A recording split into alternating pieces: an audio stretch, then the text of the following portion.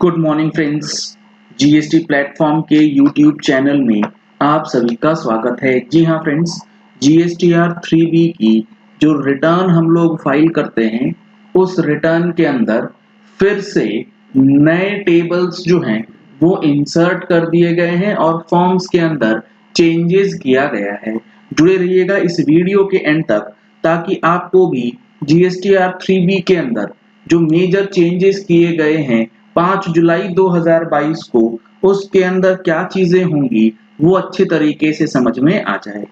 यहाँ पर आप देख पा रहे हैं जो नोटिफिकेशन इशू किया गया था, नोटिफिकेशन नंबर 14, जिसमें जीएसटीआर 3B के अंदर एक टेबल इंसर्ट किया गया है, टेबल 3.1.1।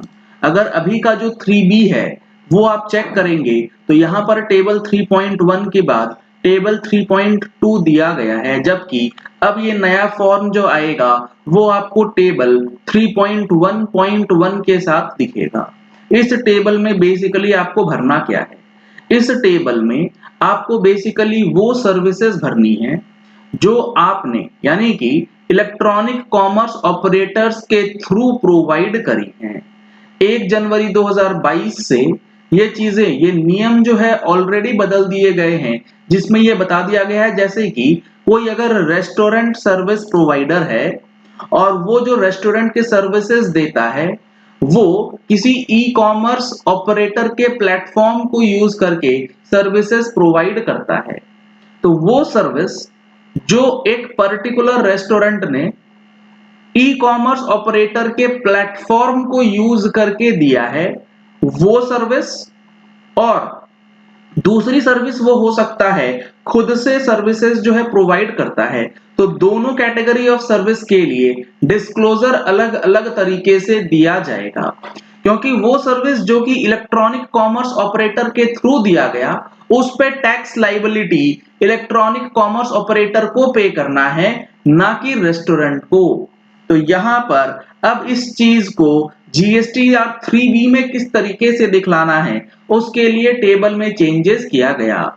जहां पर आप देख पा रहे हैं पॉइंट नंबर 1 बताता है कि taxable supplies on which electronic commerce operator page the tax under section 9 subsection 5।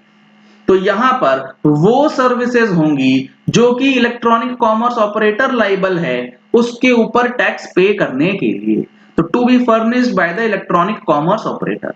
अगर एक रेस्टोरेंट सर्विस प्रोवाइडर है तो वो कहां डिक्लेयर करेगा? वो डिक्लेयर करेगा कॉलम नंबर 2 में। Taxable supplies made by the registered person का मतलब restaurant service provider through electronic commerce operator on which ecom operator is required to pay tax, यानी कि ई-कॉम ऑपरेटर वाला उसी टैक्सेबल सर्विस पे जो टैक्स जमा करेगा वो पॉइंट नंबर 1 में डालेगा, और वही सर्विस रेस्टोरेंट सर्विस प्रोवाइडर यानी कि जो रजिस्टर्ड पर्सन है वो डालेगा पॉइंट नंबर 2 में। तो यहां पर रिकंसिलिएशन जो है मंथ ऑन मंथ बेसिस पे आपका डिक्लेयर हो जाएगा। तो ये एक चेंज किया गया है जिसके अंदर अब आपको जीएसटीआर 3B में सप्लाईज डिक्लेयर जो है इस तरीके से करनी होगी। ये जितने भी चेंजेस है ये आपको हमारी मंथली टैक्स मैगजीन में भी देखने को मिलेगी। अगर आप लोगों ने अभी तक टैक्स मैगजीन का सब्सक्रिप्शन नहीं लिया है तो दिए गए नंबर्स पे कॉल करके व्हाट्सएप करके आप टैक्स मैगजीन का सब्सक्रिप्शन ले सकते हैं और अपने आप को अपडेट करा सकते हैं। काफी सारे नोटिफिकेशंस और सर्कुलर्स जो हैं जुलाई के महीने में इशू कर दिए गए। अब इसके बाद सप्लाईज के अलावा जो चेंजेस किया गया है वो चेंजेस किया गया है इनपुट टैक्स क्रेडिट के टेबल में। जी हाँ फ्रेंड्स, टेबल नंबर 4 जो एलिजिबल आईटीसी की बात करता है इसके अंदर भी बहुत बड़े चेंजेस जो हैं वो अब कर दिए गए हैं एज अ क्लैरिफिकेशन।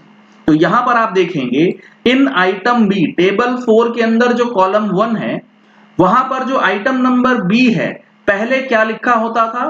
पहले लिखा होता था as per rule 42 and 43 of CGST and SGST rules, यानी कि आपको जो आईटीसी रिवर्स करना है वो एज पर रूल 42 और 43 जो रिवर्सल बनेगा वो आपको पे करना है। लेकिन एक कंफ्यूजन रहती थी लोगों, कंफ्यूजन ये रहती थी कि यहाँ पर 42 43 का तो जिक्र हो रहा है लेकिन अगर हमने 17(5) का रिवर्सल करना है तो वो किस तरीके से होगा।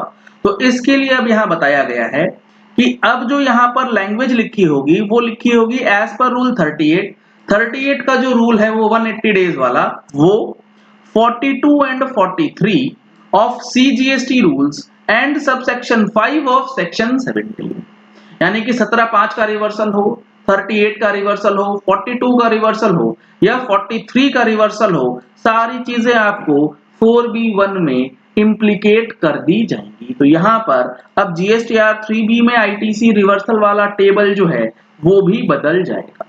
इसके बाद इन आइटम नंबर डी, जो हमारा टेबल 4 का आइटम नंबर डी है, इसके अंदर क्या चेंज हुआ है? इसके अंदर चेंज हुआ है सबसे पहले कि इसका हेडिंग जो है इनएलिजिबल ITC से हटके अब हो जाएगा अदर डिटेल्स, यानी कि इनएलिजिबल ITC अब आपको यहाँ पर सेपरेटली डिस्क्लोज करने की जरूरत नहीं है, क्योंकि ये ऑलरेडी यहीं पर आपका रिवर्सल जो है वो इंक्लूड कर दिया गया है।